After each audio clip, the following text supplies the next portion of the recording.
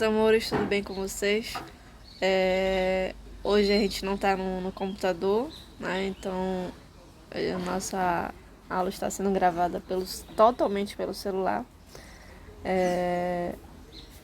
pelo motivo de não estar em casa, né? Essa semana eu até peço desculpas já antecipadamente pro pessoal do nono ano C, pela aula estar sendo liberada só agora para vocês. Mas, como eu falei pra vocês, eu passei bastante mal em relação a dores de coluna, muito sério, né? Então, eu estou disponibilizando agora pra vocês e eu espero que vocês consigam compreender melhor. Então, como o nosso slide está todo no celular, né? Então vai ser um pouquinho mais enxuto, né? Mas o que a gente tem a abordar hoje não é muito, não é mais muito complicado como a gente vinha estudando a questão da história, né? Questão da história do teatro. Mas vamos lá. Na página de número 52, né, a página fala sobre a questão das linguagens, certo? E aí essas linguagens, elas são... quais são as linguagens dramáticas que tem a questão da arte dramática, né? Então a gente vai ver o cinema, a gente vai ver as novelas, a gente vai ver as séries, né? A gente vai ver o teatro mesmo, né? Aí dentro do teatro, como eu mostrei para vocês, tem vários estilos de teatro, né? Tem estilo musical, ópera, tem teatro musicalizado que não é um musical, tá? Tem essa diferença também. Tem o monólogo, tem vários, tem o infantil, aí tem comédia, tragédia, né? Aquele melodrama e tudo mais. Então existem vários estilos, como a gente viu na aula passada. Dentro dos filmes da novela, das séries, acontece a mesma coisa, tá? Tem sempre esses estilos de comédia, drama, melodrama, é quase a mesma coisa. Sempre que tem arte dramática, as pessoas que vão estar presentes, os atores principalmente, eles vão estudar bastante sobre isso, tá? Só que aí eles vão estudar o quê? Eles vão estudar técnicas também, né? Além dos estilos, eles vão estudar técnicas. E quais são essas técnicas? Essas técnicas, eles são estudados a partir de alguns personagens especiais dentro do teatro. Quando eu falo de personagem, eu não estou falando de um personagem criado, mas estou falando de personalidades, né, de pessoas importantes dentro do teatro que servem de inspiração até hoje. E essas pessoas desenvolveram técnicas, essas pessoas desenvolveram quase que fórmulas de como melhorar a questão do desempenho da arte dramática, certo? Então, o que acontece? Essas pessoas são referências até hoje, tá? Então, são referências no tempo delas e principalmente até hoje. Hoje, eu digo sempre pra galera que começa a fazer teatro, é como se fosse uma bíblia, você precisa conhecer, né? Você precisa conhecer a base para você tentar seguir alguma corrente dessas. É mais ou menos isso. Então, o que acontece? Hoje a gente vai conhecer um pouco dessas pessoas, né? Dessas pessoas que foram importantes para o teatro no mundo, tá? E no Brasil também, certo? E hoje elas são referências para todos os atores. Todos mesmo, tá? Todo mundo que quer ser ator, todo mundo que inicia nesse caminho tem que estudar esses caras, tá? Então, uma vez eu tava num grupo de atores, né, de artistas e produtores culturais, assim, nível mundial. Nível mundial não, nível Brasil, na verdade. E daqui eles iam pros catálogos mundiais. E o que acontece? Nesse grupo do WhatsApp, eles tinham muitos novatos, assim, que estavam iniciando na área do teatro. Eles nunca tinham feito um curso de teatro.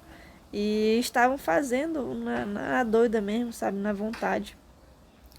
E isso não é errado, isso é bem legal. Só que aí o que acontece?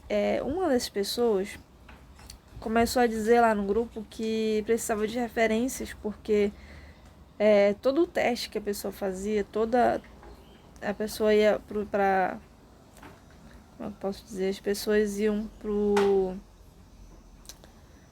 ia fazer algum teste, né, alguma audição, e ela nunca passava.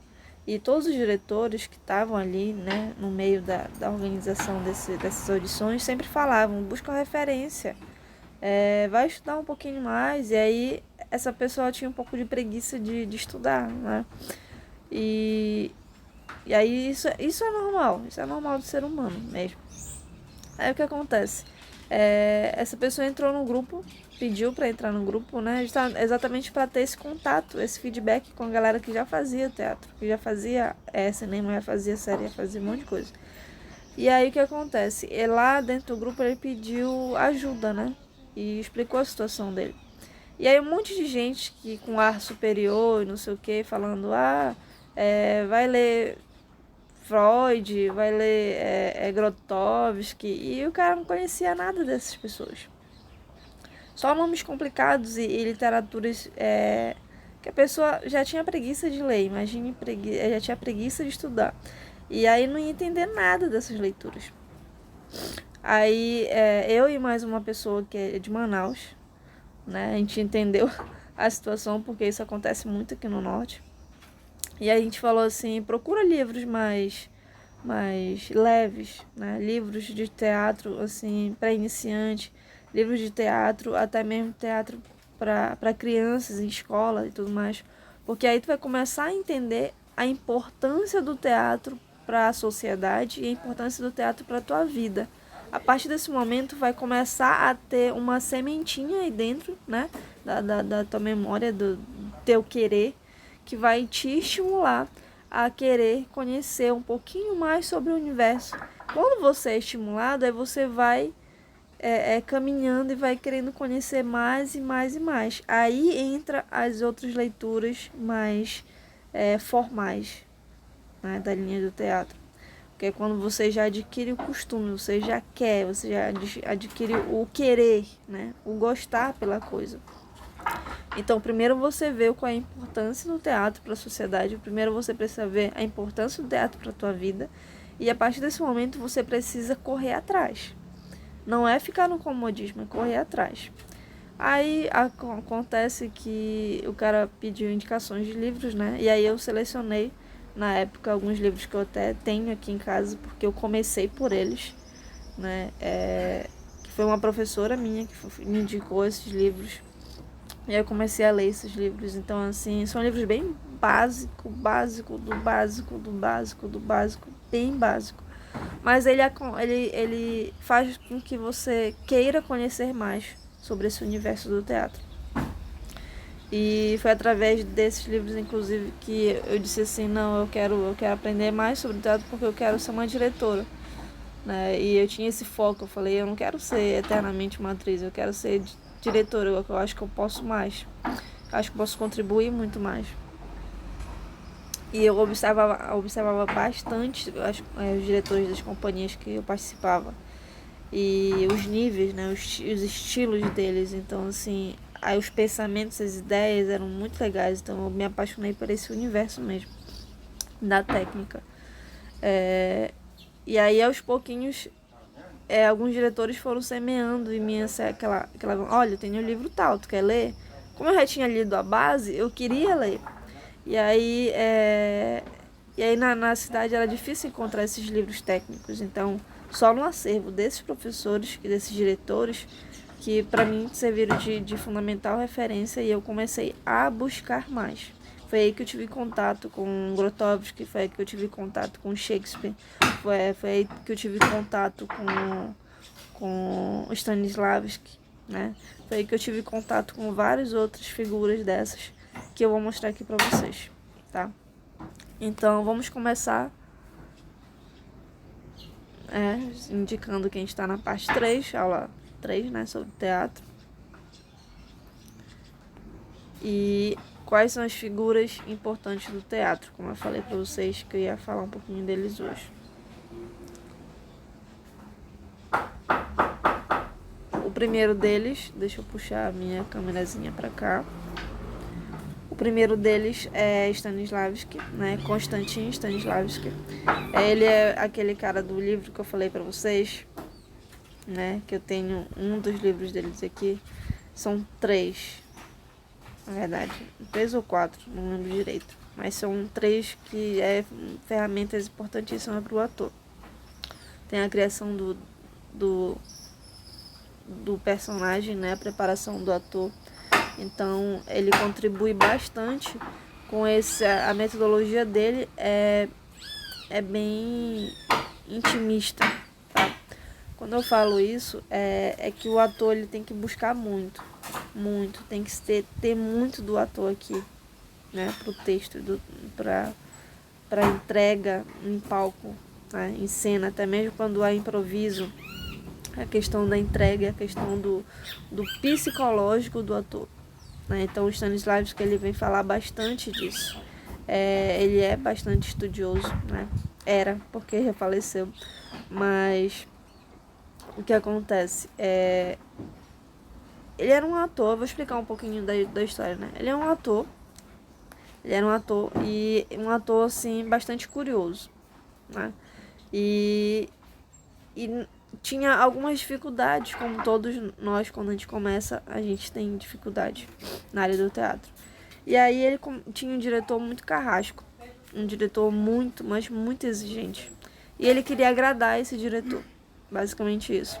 Então, assim, ele viu que não dá certo agradar. Porque a única forma de você chamar a atenção do seu diretor, o personagem, para que o diretor te elogie, você tem que se dedicar bastante. E se dedicar não ao ponto da cena ficar impecável, do personagem ficar impecável, mas de fazer com que o que aquele personagem faz toque o coração, a mente, toque a alma do espectador, né? Então o diretor cobrava muito essas questões. E ele, na descoberta dele, incessantemente, ele tinha um diário de ensaio, né? Diário de preparação. E aí ele tinha que escrever todas as descobertas, todas as suas observações diárias. Eu vou ali na parada de ônibus e fica observando. Aí chega em casa ou vai no ônibus mesmo, e ele vai anotando todos os detalhes do que ele observou naquela parada de ônibus. Né? As pessoas que ficam nervosas, as pessoas que não estão mais nem aí, que já estão acostumadas, as pessoas que já estão conformadas com aquilo tudo, as pessoas que não têm paciência, as pessoas que estão sempre apressadas. Então, assim, são personalidades diárias que ele vai absorvendo aquilo. Vai absorvendo o gesto, vai absorvendo os trejeitos, sabe? Formas de falar. E ele anota tudo nesse diário. Esse diário é o companheiro dele. Né? Sonhos, comportamentos, sentimentos, frustrações, tudo ele anota nesse diário. E aí, a partir daquele diário, ele começa a se estudar. Quando eu falo se estudar, ele começa por ele, sabe? Primeiro por ele, depois pelo outro. Ele observou tudo nos outros e ele começou a apontar as falhas dele, começou a reconhecer. E a partir desse momento, quando o ser humano passa na questão de reconhecer suas falhas, seus atos, ela começa a ter um processo a longo prazo, né? Um processo de melhoria. E aí esse autoconhecimento leva a uma segurança maior. Uma segurança maior te leva a uma autoestima melhor. E a autoestima melhor te leva a uma comunicação melhor. E por aí vai.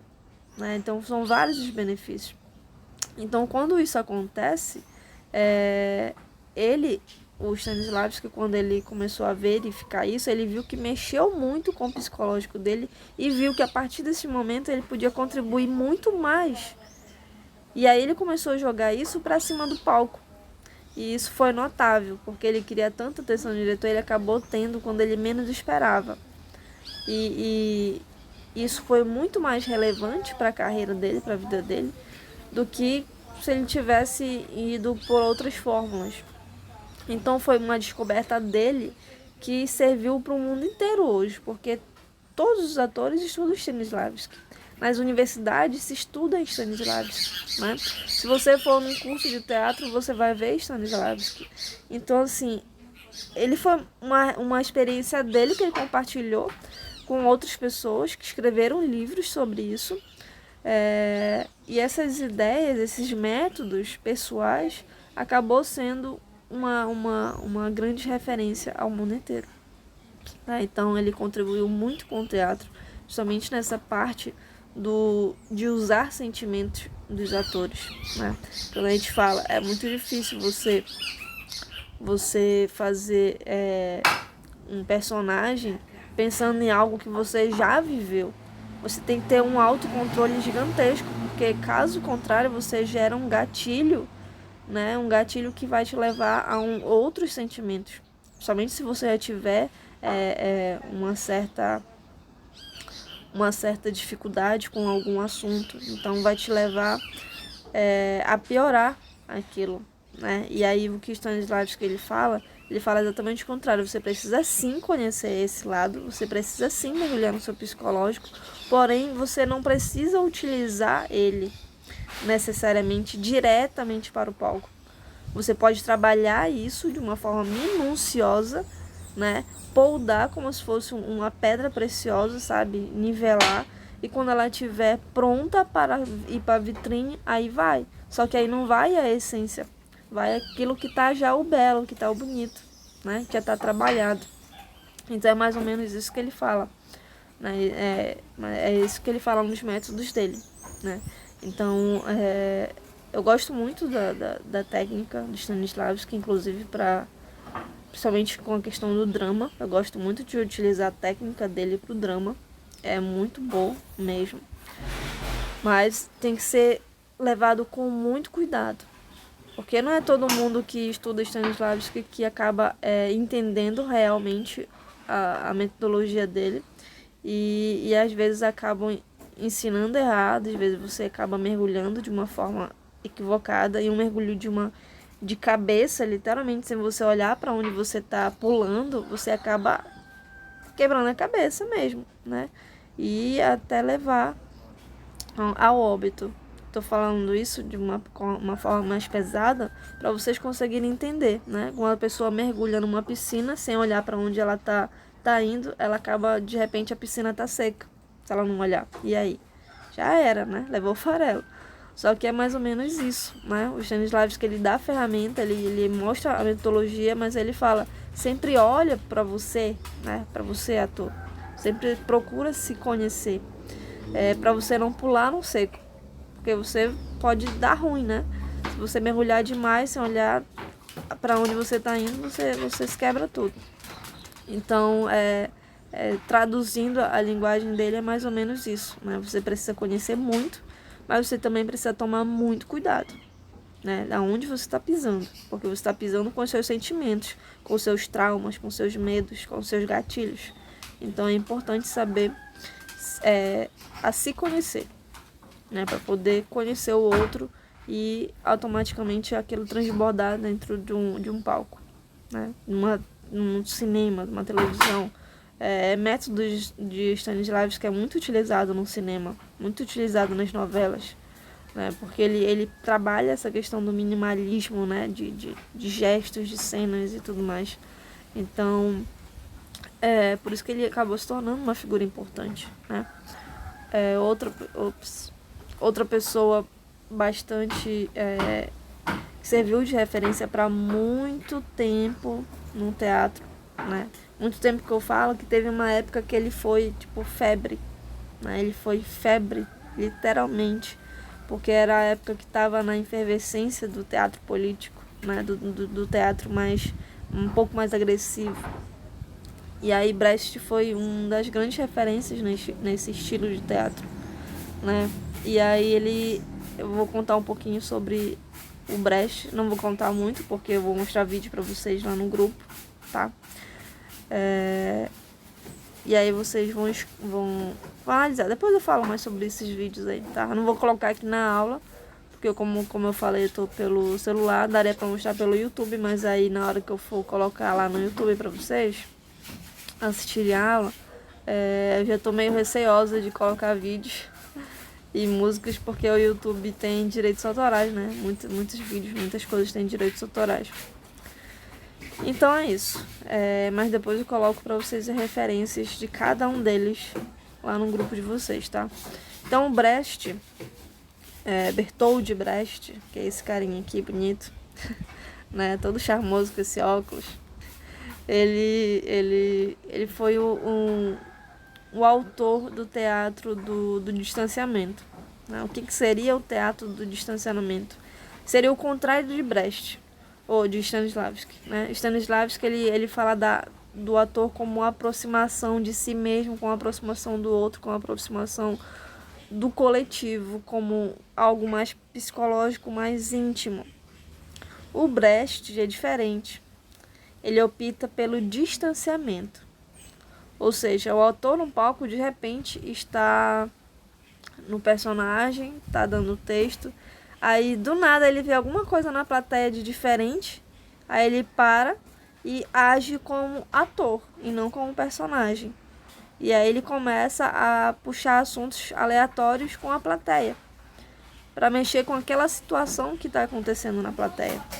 E isso faz com que chame a atenção das pessoas, né? A priori as pessoas se sentiram muito estranhas, porque o ator só rolava a cena, ele não mexia com a plateia, ou só se fosse referente ao personagem, referente ao que estava rolando na cena. E de repente tem uma coisa inusitada ali, porque o ator sendo o ator mesmo e não o personagem, mexendo com a plateia. E as pessoas, causa esse certo estranhamento nas pessoas no início. Mas depois as pessoas começam a gostar, porque acaba chamando a atenção até mesmo para os nossos vícios de comportamento, né? Por exemplo, às vezes a gente está em algum lugar, a gente está com o celular na mão. Se eu estivesse num teatro, que estivesse acontecendo alguma cena de algum espetáculo e os atores se baseassem na teoria de Brecht, do teatro do distanciamento, eles iam me chamar a atenção, mas não um personagem. Eles iam sair do personagem, quebrar um pouco o ritmo do espetáculo, mas em prol de uma ação social, que é me chamar a atenção por estar dentro do teatro. Em vez de assistir o espetáculo, eu estou no celular. Então é esse processo de distanciamento que a gente fala, né? Você sai do personagem, se distancia do personagem para ser o próprio ator, se comunicando com a plateia diretamente, sem vergonha nenhuma, sem pudores nenhum, sem... Enfim, é um impacto muito grande das pessoas, né? Já vi muitos espetáculos, inclusive já adotei alguns espetáculos meus na época. Eu já usei muito técnica de Brecht, né? Só que eu era um pouquinho contra, sabe? No início eu relutei bastante. Eu falei, mas não é possível que isso é dentro do teatro, que isso é relevante para isso. Porque, sei lá, quando quebra o personagem parece que quebra magia. E então eu relutei bastante contra isso, em aceitar. Mas depois eu vi a importância disso e comecei a adotar dentro dos meus espetáculos, de alguns, não de todos, mas alguns. Eu colocava algumas pitadas de Brecht ali. E principalmente num espetáculo que era chamado Contratempo, que eu fiz pelo grupo Imagencia. Esse Contratempo tinha muitas cenas que tinha Brecht para todo lado. Tinha umas 3 cenas que era muito Stanislavski. Então, assim, em um único espetáculo a gente fez uma mistura de todos esses personagens importantes do teatro. Por que a gente fez isso? Né? Por que eu fiz isso na época? Porque eu estava dando aula de teatro no Franco Amapaense, né? Foi o primeiro ano, eu ainda estava trabalhando ainda como voluntário. Não era nem contratada ainda do local, né? Pelo estado. Eu era apenas voluntário. E aí eu iniciei esse curso de teatro lá, eles abriram espaço pra gente. E rolava todas as segundas-feiras e aos sábados. E eu tinha muitos alunos que vinham de outros lugares, de outras companhias, que nunca tinham estudado teatro. Tinha vindo de outras companhias, mas estudava muito a prática e não a teoria. E eu sempre prezo muito pela essa questão teórica, porque é importante você conhecer o que você está fazendo. Você saber o que você está fazendo, por que você está fazendo. E esses caras te dão essas referências aí enormes. E aí o que acontece? A gente estava estudando sobre eles. Então eu propus a turma que a gente fizesse um espetáculo que tivesse todos esses gêneros, todos esses estilos, que tivessem que tivesse melodrama, comédia, tragédia, que tivesse um monólogo, tivesse tudo isso e tivesse todas essas pessoas que foram referências para o teatro, que são referências para o teatro. E aí eu coloquei tudo num espetáculo só, por isso que se chama contraponto, porque vai de um ponto a outro, né? E acaba gerando uma grande teia, né? E tanto é que o cenário principal era telas brancas, né, ao redor, e apenas aquele símbolo de alvo, sabe? De acertar o alvo, só que a gente fez com fitas daqueles de sinalização, bem no centro, e tinha apenas uma luz no centro. E rolava as cenas ao redor, né? Então, assim, foi um espetáculo bem complicado de fazer. Eram vários atores, mas a gente conseguiu fazer isso, né? E foi muito legal. E aí, quando eu falo de Brecht, eu lembro de uma cena com o Arthur Cardoso, que era um monólogo. E nesse monólogo ele tinha vários momentos de distanciamento do personagem para ele mesmo, né? Enquanto ator e enquanto ser humano falando com a plateia. E isso chamou a atenção das pessoas, que as pessoas viram ele muito com a questão da comédia. As pessoas olhavam para ele e começavam a rir, porque só a cara dele já era comédia, entendeu? E aí ele falou assim, na época pra mim, que ele não conseguia fazer drama, que ele não conseguia chamar a atenção das pessoas, que ele não conseguia emocionar as pessoas, porque ele era muito comédia. Eu falei assim, então você não é ator. Então na próxima aula você não volte. Porque ator que quer ser ator, ele tem que ser diverso, ele tem que ser múltiplo. Ele não pode se identificar numa categoria só. Ele tem que saber fazer. Por mais que ele faça muito mais um gênero do que o outro, ele precisa conhecer o outro, em outros estilos, tá? Então, eu desafiei ele a fazer isso. Eu falei, se você quiser ser ator, você volta na próxima aula, mas aí você vai ter que ser do meu jeito. E do meu jeito é fazer você ficar craque em todos esses gêneros aí. Mesmo que você não fique craque em todos, você continue melhor ainda na comédia. Mas pelo menos você vai ter o conhecimento e o autoconhecimento que você pode e você consegue sim fazer outros tipos. E aí ele voltou. E aí eu desafiei ele para esse espetáculo. Eu falei, eu vou te dar esse monólogo aqui. Porque além de ser monólogo, que é muito difícil sustentar, você ainda vai fazer essa parte do teatro do distanciamento, que é muito difícil.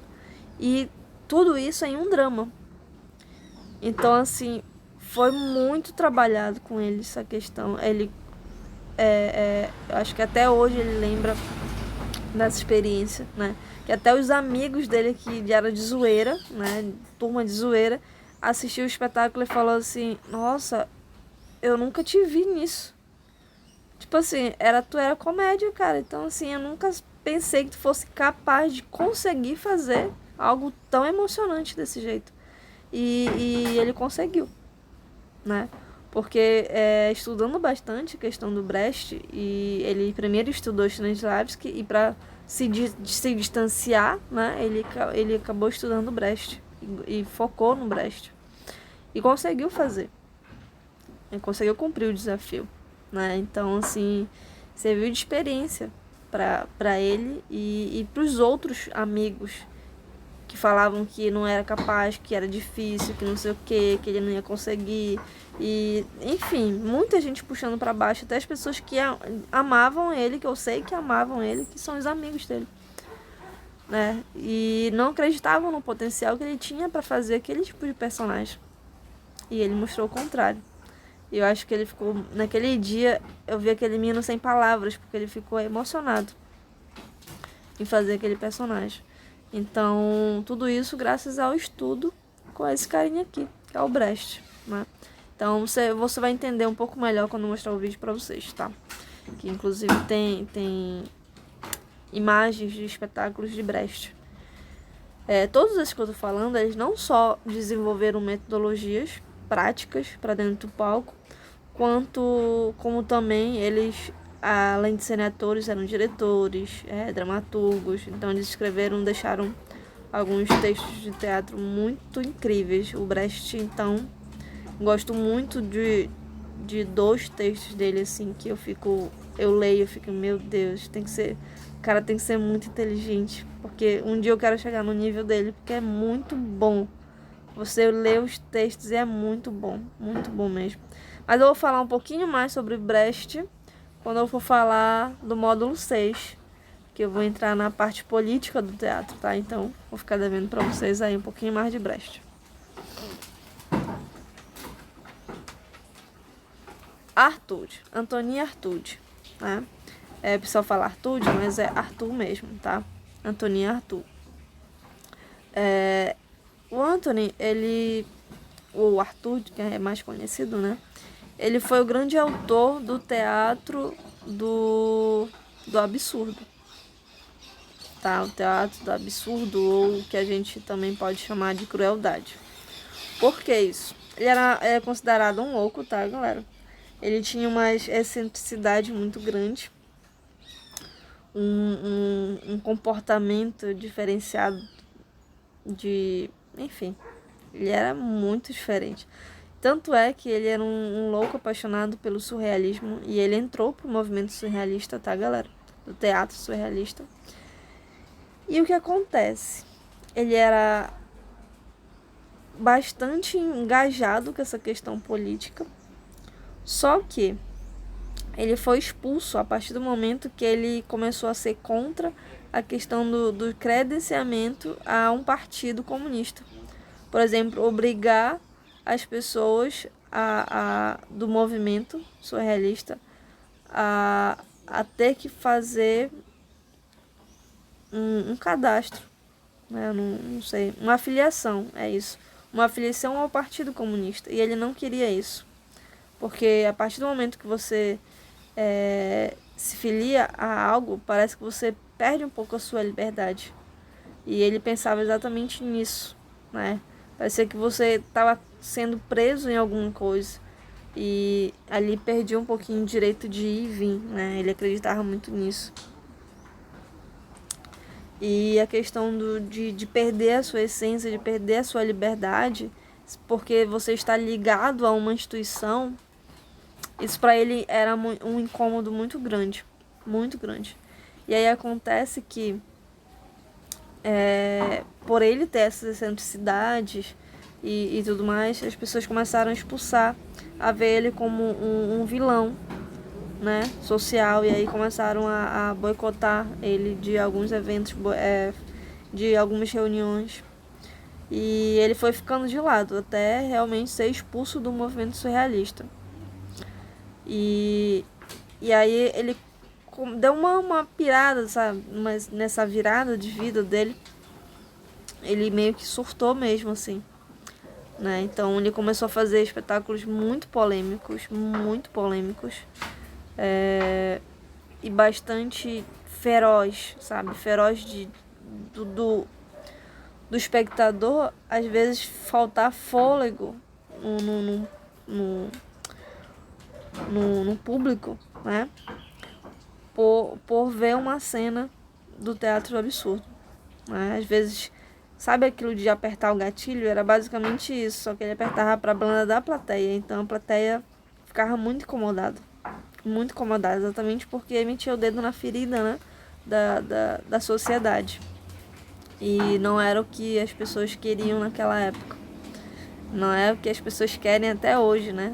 A gente vê hoje aí muitos espetáculos que são um pouco agressivos politicamente e não são bem vistos pela sociedade, porque a nossa sociedade, infelizmente, ainda é muito fechado com a questão de moralismo, um moralismo meio que hipócrita, sabe? E o Artaud, ele era contra tudo isso. Então os espetáculos dele é muito intenso. Tá aí uma palavra que consegui resumir agora o Arthur. Ele é intenso, tá? Então os espetáculos dele é muito intenso, mas muito intenso. Você precisa ter uma base psicológica muito grande para conseguir assistir o espetáculo até o final, porque é muito intenso. Quem tiver um dia a oportunidade de assistir algo assim, eu até recomendo, mas vá sabendo o que você está vendo e que estilo você está vendo, para você não dizer que aquilo não é teatro, que aquilo não é arte, que aquilo é loucura. Porque não é, tá? Isso é embasado numa teoria desse carinha aqui, do Arthur, do teatro do absurdo, tá? O teatro da crueldade mesmo. Pelo nome você já tira, né? Pelo nome você aí já consegue tirar mais ou menos o que eu tô falando. Mas eu vou mostrar outros vídeos pra vocês terem uma dimensão. Claro que eu não vou mostrar aqueles mais polêmicos, tá, galera? Porque, né, não quero ter problemas aí com os pais. Mas é bem intenso. É bem intenso, tá? Deixa eu ver. Ah, tá. Boal. Augusto Boal. Ele é o último que eu listei pra vocês. Existem vários outros, mas esses são os básicos pra começar a estudar a questão do teatro. Eu não entrei aqui nos detalhes de metodologias de nenhum deles. Eu estou mostrando pra vocês o porquê que eles são importantes e quais são os tipos de teatro que eles criaram, né? Que a partir das ideologias dele começaram a ser criados. Então, recapitulando, o teatro do Stanislavski com o teatro do mais psicológico, né? O teatro mais íntimo, o teatro que você se aproxima muito mais do personagem. Brecht, o teatro do distanciamento, né? O Arthur, o teatro do absurdo, né? O teatro da crueldade. E o Augusto Boal, ele vem aqui com o teatro do oprimido, né? E aqui no Brasil, o Augusto Boal, ele é uma grande referência, porque na época de ditadura militar, ele foi o cara. Porque os espetáculos dele, voltado para essa questão do oprimido, das classes, né, menos favorecidas, ele cutucava bastante questão política. Então, ele também, eu vou falar mais sobre ele quando eu for falar do módulo 6, tá? Então, aguarde um pouquinho mais. Mas o que eu tenho a dizer de início do Augusto Boal é que ele é uma referência brasileira, tá? E que é uma referência para o mundo, porque como ele criou a questão do teatro do oprimido, do teatro das classes, né? Do teatro das diferenças, do teatro que fala sobre gêneros, do teatro que fala sobre democracia, do teatro que fala sobre liberdade de expressão, com consciência, né? E com educação, com disciplina, do teatro que fala do pobre para o pobre, né? Então ele vai até as comunidades mais periféricas para apresentar teatro lá. Então acaba gerando vários projetos sociais. Então hoje em dia muitos projetos que surgem em favelas e tudo mais acabam se fomentando através das teorias do Augusto Boal, da teoria do teatro oprimido, para mostrar a questão do seu cotidiano, das suas dores, do que você vive para o mundo, né? Mostrar a realidade, só que de uma forma cênica, né? Então, isso faz total diferença nas comunidades, porque faz com que, primeiro, as pessoas se aceitem mais, as pessoas comecem a ver que elas são importantes, sim, e são gente, né? Não são invisíveis, e que têm os mesmos direitos que os outros têm. Então eles começam a querer, a lutar pelos seus ideais, lutar pelos seus direitos, e isso gera pessoas mais críticas, pessoas mais conscientes e pessoas que lutam mais. E aí surge a questão dos ativistas sociais, né? Que a gente tem os ativistas ambientais e também tem os ativistas sociais, que é aqueles que lutam pelos direitos humanos de pessoas que não conseguem lutar pelos seus direitos. Então se unem a outras e aí coletivamente acabam lutando juntos por algum direito que você sabe que você tem, mas você às vezes desconhece e não luta porque você não conhece o que você tem direito. E essas pessoas, conhecendo, acabam se juntando com outras e ganham força socialmente. Então o Augusto Boal, ele vem com essa contribuição para o teatro, né? Teatro que a gente chama de social, né? Porque ele é muito, muito social, muito mesmo. Os teatros que a gente faz na escola, os teatros que a gente fala de miséria, que a gente escancara, o teatro que a gente vê aí dentro dos carnavais, que é mostrando a realidade das comunidades periféricas, da violência, da política, da corrupção, isso tudo aí, ó, é a influência desse carinha aqui, que um dia começou a fazer isso e deu super certo, que ganhou o mundo inteiro, né? Então Augusto Boal, ele é o cara. Eu nem dava bola muito para Augusto Boal, por eu não conhecer também, pela ignorância. Por isso que eu tenho uma frase importante que eu não lembro de quem é, mas eu li assim que a educação ela é uma ferramenta necessária para você evoluir a sua ignorância. Ou seja, às vezes a gente é tão ignorante que a gente acaba dizendo que não gosta de tal coisa por a gente não conhecer, por ser ignorante. Então, a partir do momento que a gente começa a ler, que a gente começa a buscar conhecimento, a gente começa a melhorar essa ignorância, né? A evoluir. Então, isso é muito importante até para a vida inteira, né? A gente ser um eterno aprendiz, como aquela música diz, né? Então, ser um eterno aprendiz mesmo, né? Se você parar de querer aprender na sociedade, então você está morto e não sabe. Então você precisa sim de conhecimento. O que te move são as curiosidades. E você tem que conhecer para poder você ter uma base crítica, né, do que você gosta ou não gosta. E Augusto Boal vem contribuir muito para isso, tá? E como eu falei para vocês, eu não curtia muito ele por não conhecer muito e não querer conhecer sobre ele. Até o momento que gerou uma certa... teve problemas políticos aí há alguns anos atrás. E eu estava iniciando no teatro e tudo mais. Mas já estava registrada numa associação de teatro. E aí, só que lá no Pará. E aí meus amigos, meus diretores falavam dele, não sei o quê.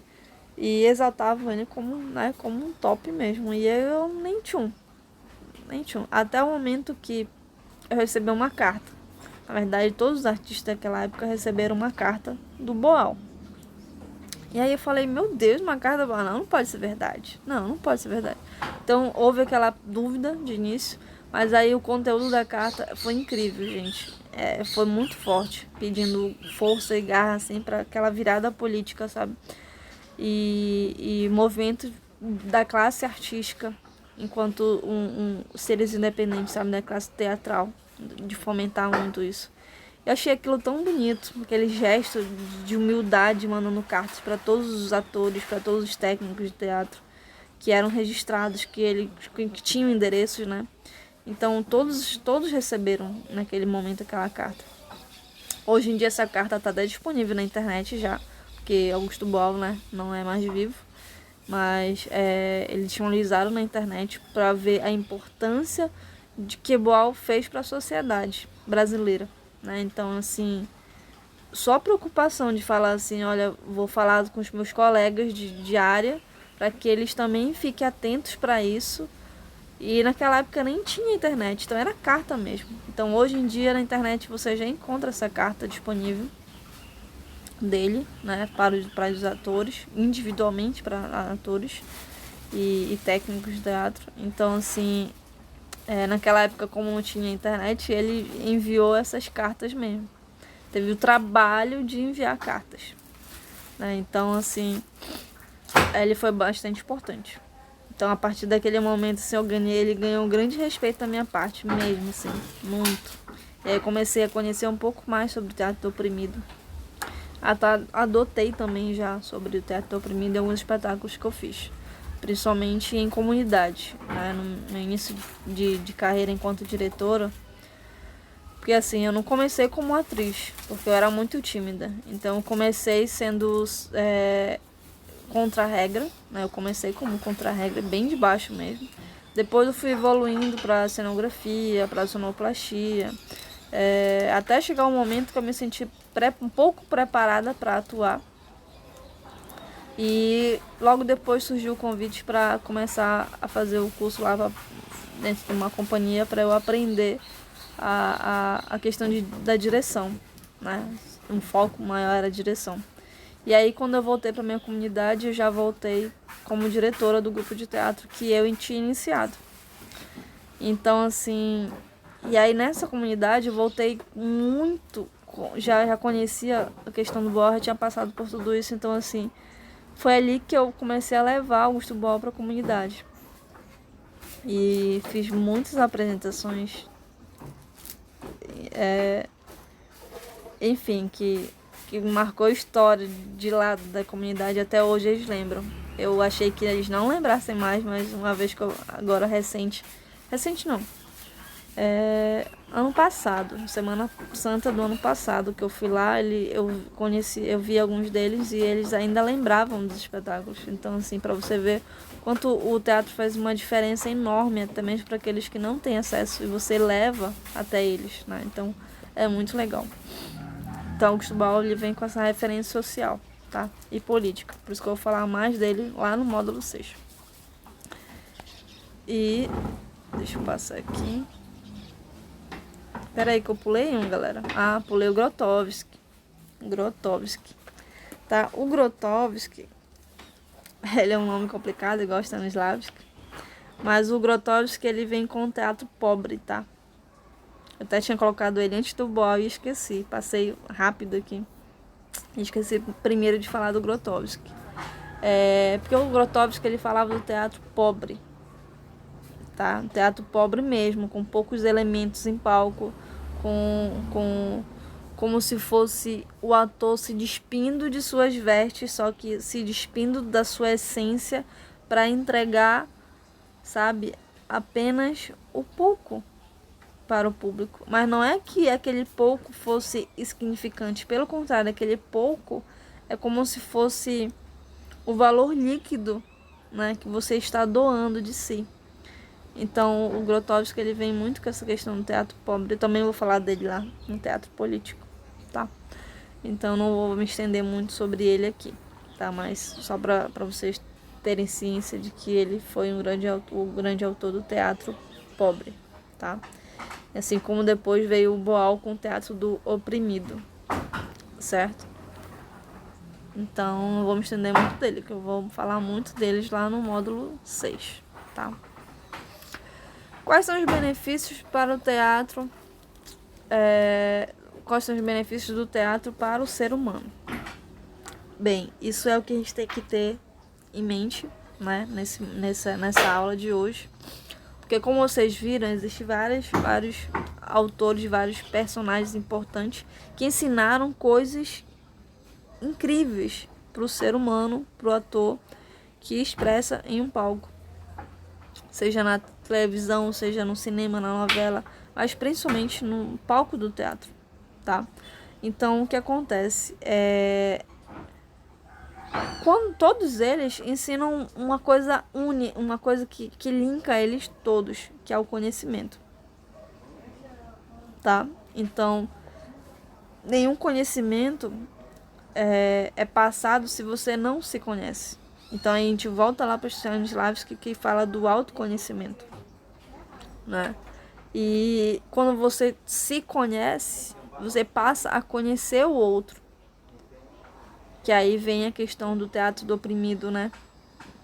Vem com a questão do teatro. Aí quando você conhece o outro, você começa a doar o melhor de você. Você tem muita coisa, mas você separa somente a essência, aquele melhor para doar para alguém, né? De relação, de conhecimento, de tudo. E aí isso vem muito do Grotowski, tá? Quando você pega, além de doar o que é mais importante para você, o que é muito precioso para você, você acaba tendo um desapego, e ali acaba gerando um distanciamento. E aí, quem trabalha distanciamento é o Brecht, né? E aí, naqueles momentos mais sofridos da sua vida, você não pode ficar para você. Você tem que externalizar aquilo, você tem que expressar aquilo artisticamente. Quem fazia isso brilhantemente? O Antônio Artaud, né? Pegar as suas revoltas, os seus traumas e externalizar total, que é o teatro do absurdo, o teatro da crueldade, e mostrar, escancarar, né? Então, assim, são coisas que a gente aprende com esses caras e que a gente tem que levar para a vida, né? Por que os atores estudam isso? Porque eles levam para a vida deles também. Isso é importante não só para o palco, porque o palco imita a vida e a vida imita a arte, né? E é mais ou menos isso mesmo, né? Isso quem já dizia isso era o Chaplin, já falava muito disso. Shakespeare já falava muito disso. Então, assim, todos eles tiveram que se autoconhecer para ter aquela autoestima, para melhorar aquela relação, para melhorar a comunicação, para aquilo poder conseguir externalizar a arte deles. Então isso é importante, né, para o indivíduo, o benefício do teatro para o ser humano, né? E aí eu vou listar alguns deles aqui, já de modo geral, tá? Por exemplo, o autoconhecimento que eu falei para vocês, né, é importante, que você gera uma segurança maior, e esse autoconhecimento é literalmente mergulhar em tudo, em conhecer os seus gatilhos, como trabalhar esses gatilhos para que não gerem consequências graves para você, para que não impeça você de se relacionar com o mundo, né?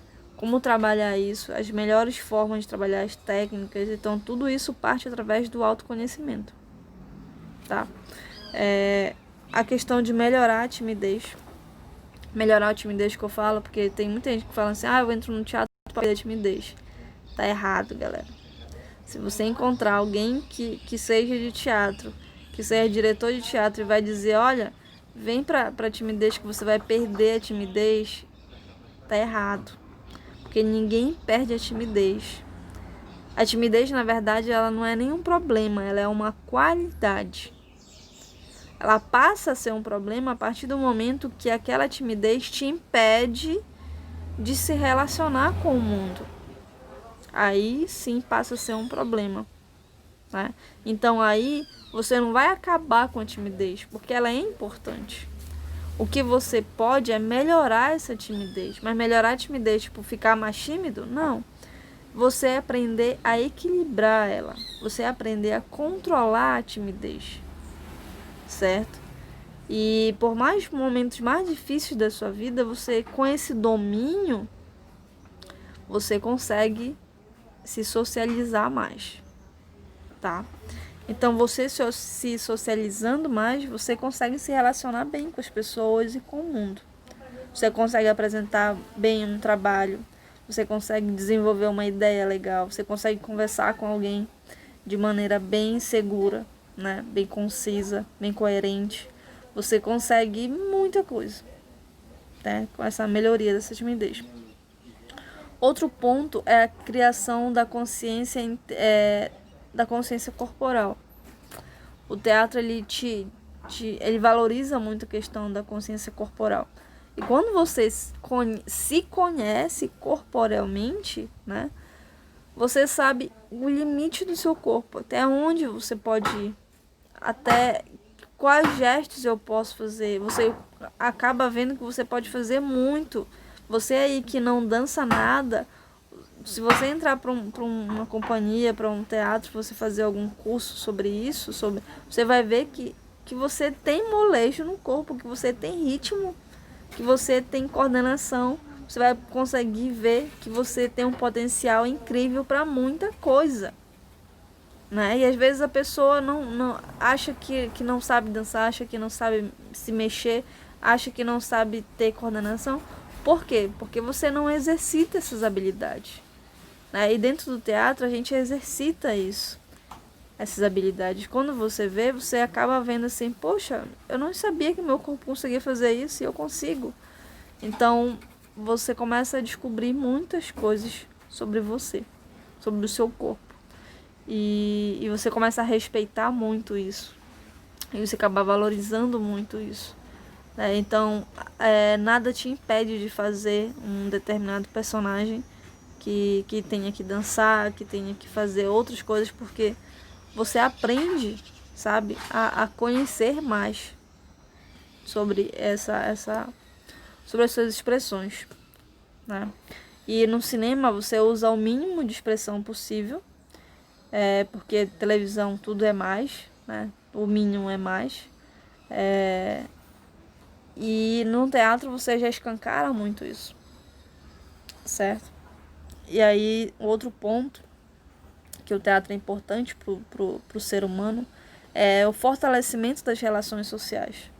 Né? Você consegue se desenvolver melhor em grupos, no coletivo, na sociedade, na sua comunidade, na sua escola, no seu trabalho, né? Começa a se relacionar bastante, tá? Acionamento do foco e da memória. Melhora muito a questão da concentração, melhora muito o teu poder de concentrar, a tua memória mesmo, porque você não tem que só decorar, você tem que estudar. Porque a gente fala não decora, estuda o texto, porque se você decorar no momento de ansiedade, no momento de pânico, você vai esquecer, que essa memória é traiçoeira. Mas se você estuda, você vai saber a base de tudo, e aí você vai conseguir lidar até mesmo com os seus ataques de histerismo, suas ansiedades.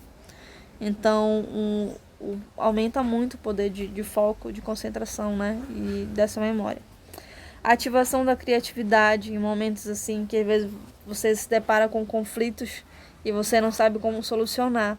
Quando você aprende a ativar essa questão da criatividade, em qualquer problema da sua vida que você tenha de conflito, né, que você tenha ali algum planejamento, e aí de repente foge do seu planejamento total, automaticamente esse foco, essa ativação de criatividade vai te impulsionar a solucionar o mais rápido possível com alguma outra ação, que é o famoso plano B, C, D, né? Às vezes você vai só com o plano A e acaba sendo desbancado e depois você fica, ai meu Deus, eu não sei mais fazer mais nada.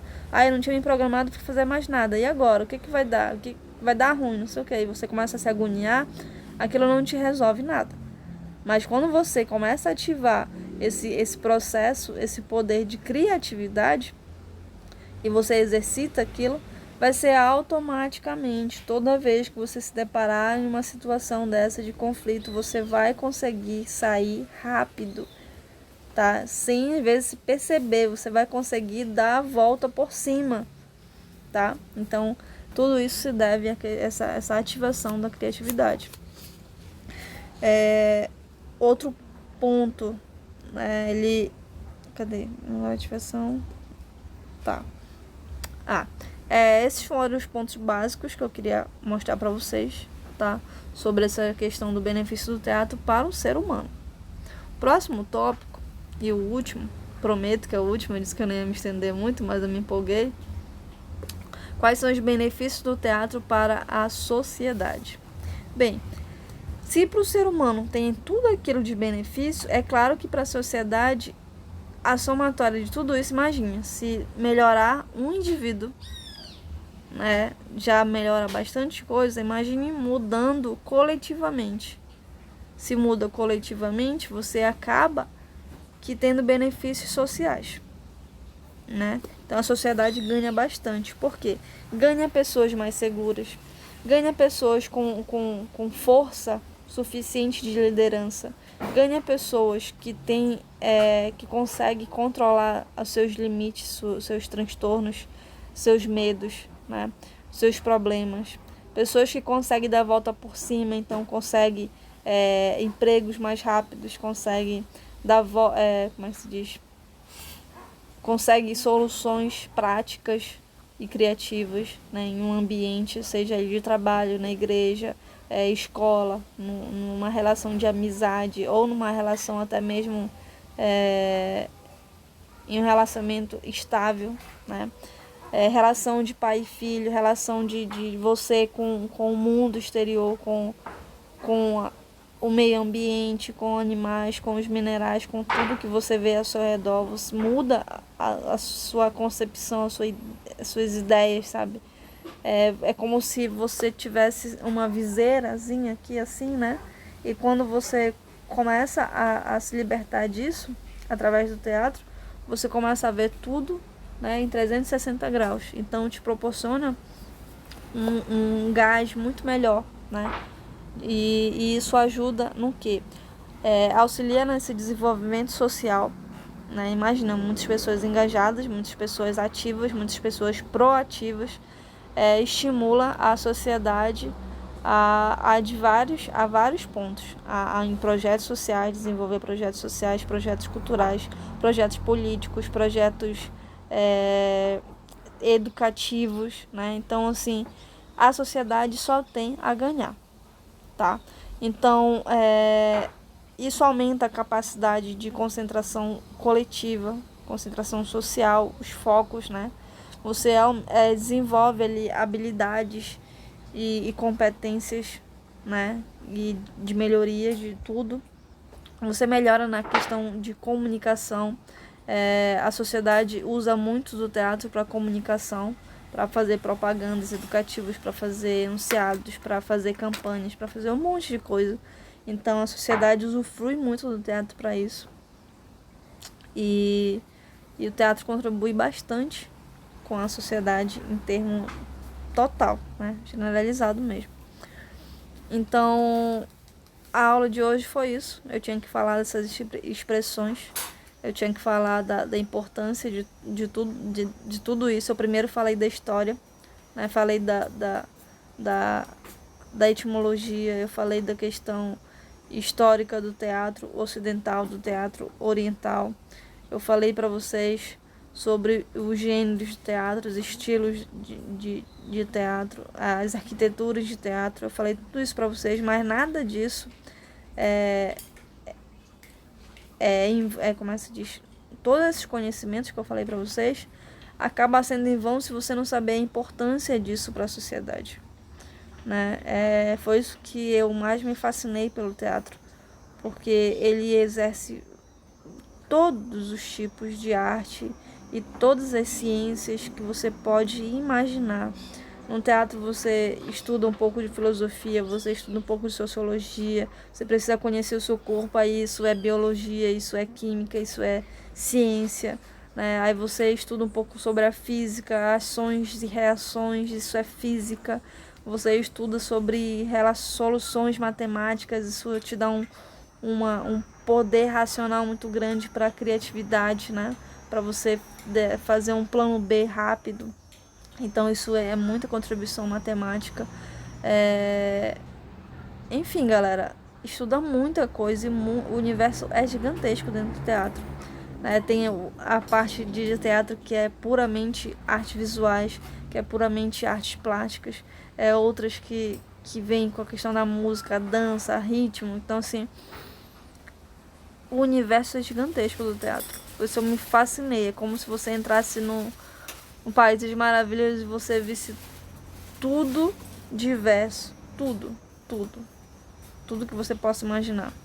E aí eu mostrei agora hoje na aula para vocês a importância dele para o indivíduo e a importância dele socialmente.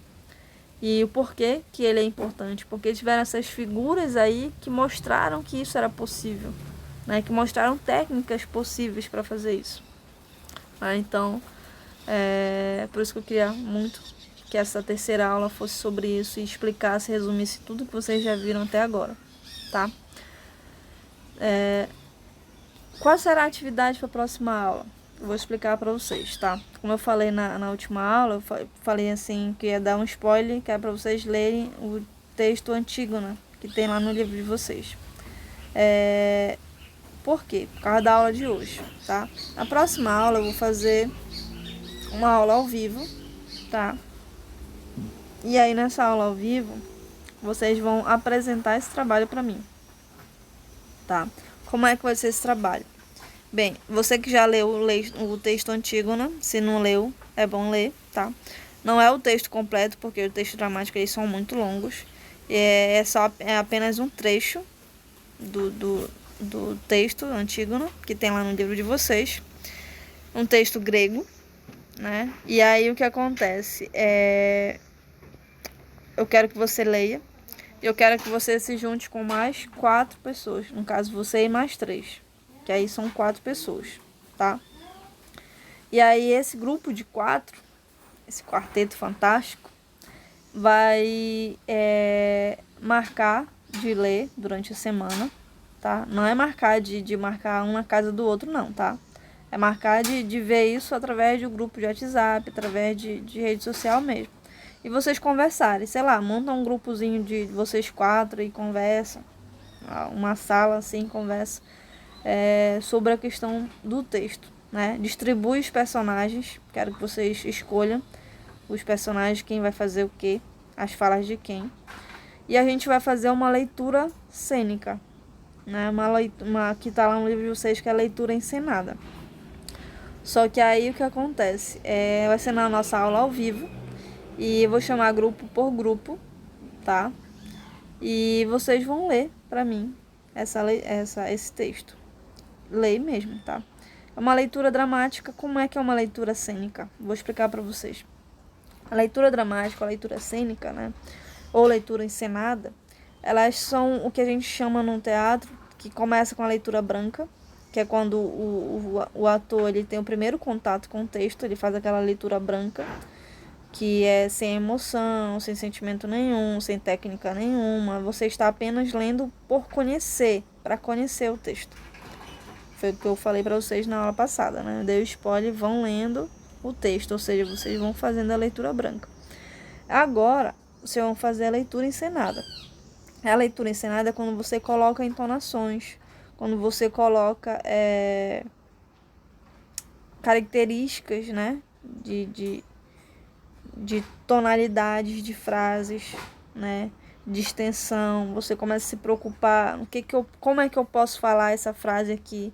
Como é que eu posso falar essa palavra aqui? Eu falo um pouco mais alto, eu falo um pouco mais baixo, eu falo sussurrando, eu falo com uma pausa bem aqui. Aqui não tem uma vírgula, mas eu posso colocar uma vírgula? Pode, porque o ator ele tem domínio sobre o texto, ele pode fazer isso, né? Então ele pode dar uma pausa mais longa.